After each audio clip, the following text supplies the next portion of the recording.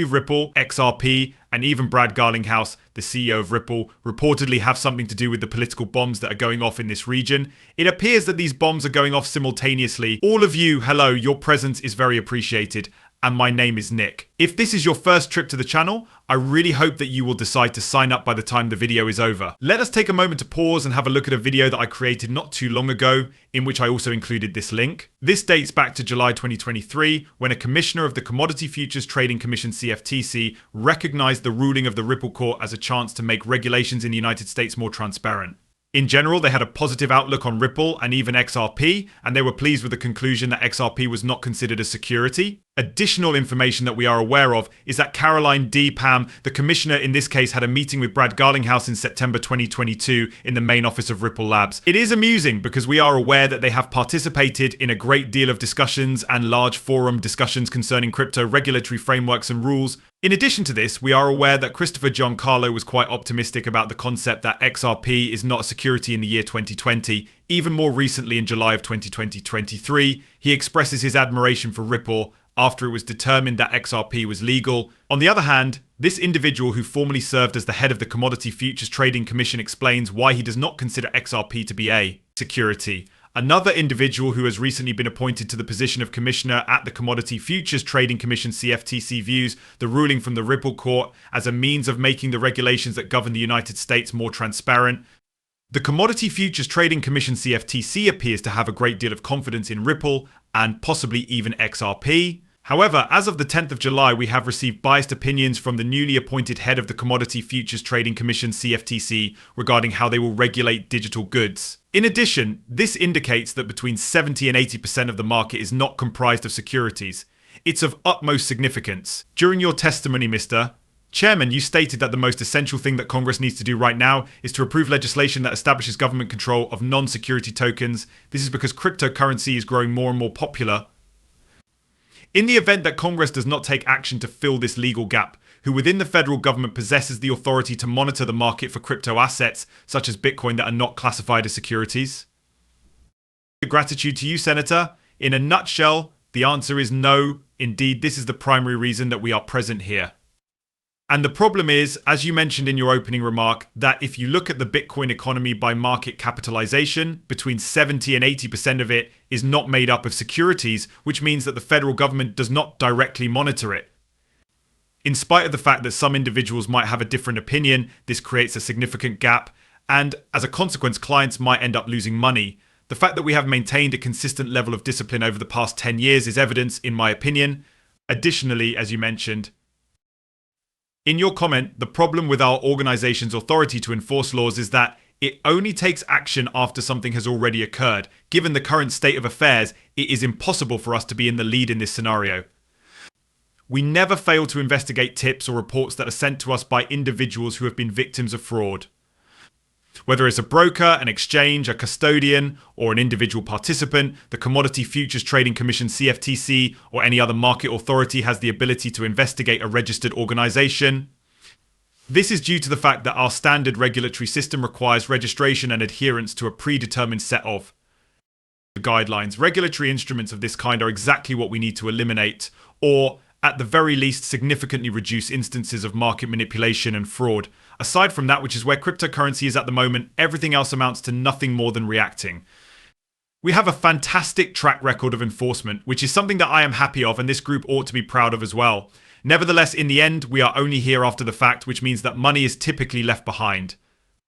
It is not possible to return the money that customers have previously paid, and we are not having the same impact on those who engage in inappropriate behavior as we should be if we had regulations that were robust and comprehensive.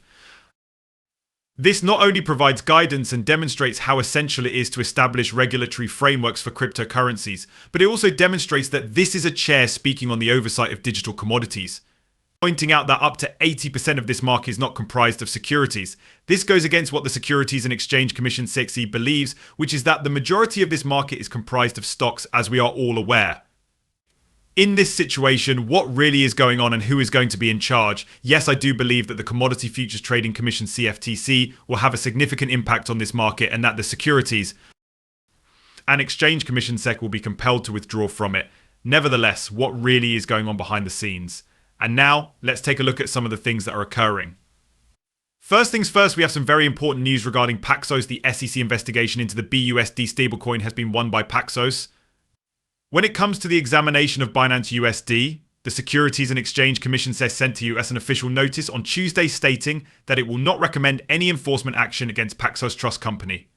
As far as the SEC is concerned, this is a pretty hefty L. In addition, there is still more indication that Gary Gensler is being subjected to a great deal of pressure to cease the enforcement of rules. To make things even better, let's choose a new chairman of the SEC government who is committed to following the regulations.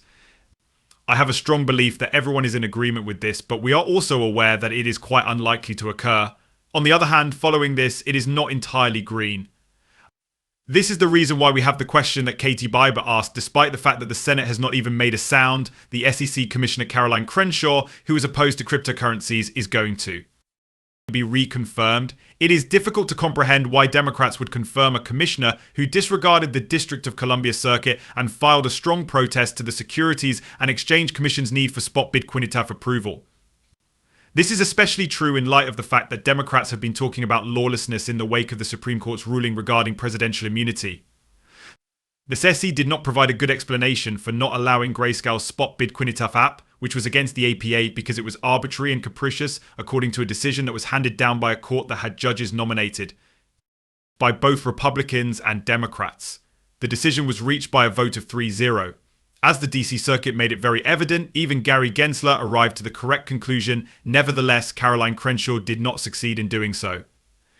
During this disagreement, she tangled herself into knots and tried to justify why she should not comply with the court's decision that was crystal clear. What happened to obeying the law to the letter? When Republicans argue that they are concerned about bureaucrats who are not required to answer to anyone, they are referring to this particular concern. Although it is fortunate that Loeb or Brait were able to mend Chevron's sails, we still require politicians who are trustworthy and who act in a moral manner. A second explanation could be given to Crenshaw this week. There is a need for people to put things under direct scrutiny. Is it more important for her to respect the law than it is for her to have relations to Shadow President Elizabeth Warren? Is Vice President Biden aware that he has once again put her forth for consideration? It is also possible that this is a component of Gensler's plan to ensure that the Democrats have a majority on the commission in 2025, which would result in President Trump being forced to fire him. Even in the event that Republicans were to select the chair of the commission, there would be no regulatory rollbacks and no crypto pivot because of the balance that exists on the commission. These individuals should not be granted 6 additional years of job security because they are employed by the government and are not required to answer to anyone. This is also true for the 15% of Americans who hold cryptocurrency.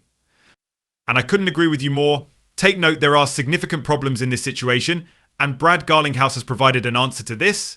I made this point very clear at the Crypto Roundtable this morning, he explained to reporters. It is my hope that we will see more than simply walls. Just so you know, this is the group that he is referring to. These are the initial thoughts of the members, and this is